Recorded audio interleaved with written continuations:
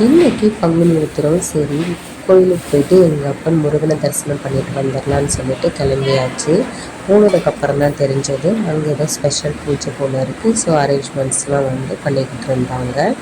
So அங்கேயே நின்று கொஞ்ச நேரம் அதை பார்த்துட்டு இப்படி கோயிலை சுற்றி வரலாம் அப்படின்னு சொல்லிட்டு கிளம்பிட்டேன். ஸோ முதல்ல கோயில் வந்ததுமே விநாயகர் பெருமானை தான் கும்பிட்டுட்டு நான் கிளம்புவேன். அதே மாதிரி விநாயகர் பெருமானை கும்பிட்டுட்டு அப்படியே கோயிலை சுற்றி வர ஆரம்பித்தேன். இந்த கோயிலில் விநாயகர் மட்டும் இல்லாமல் இந்த மாதிரி நாகாத்தம்மன், அதுக்கப்புறம் பெருமாள், முருகர், அப்புறம் துர்க்கை அப்படின்னு சொல்லிட்டு எல்லாருமே இருப்பாங்க. இந்த மாதிரி ஒவ்வொரு சாமியும் பார்த்து சாமி கும்பிட்டு அப்படியே சுற்றி வந்துட்டு இருந்தேன். ஃபைனலாக எங்கள் அப்பன் முருகனை பார்க்கும்போது அப்படியே உடம்பே புல்லரிச்சிச்சு இருந்தது. அப்படி ஒரு அலங்காரம் பண்ணியிருந்தாங்க. ஸோ சாமி தரிசனம் ரொம்ப சிறப்பாகவே முடிஞ்சது.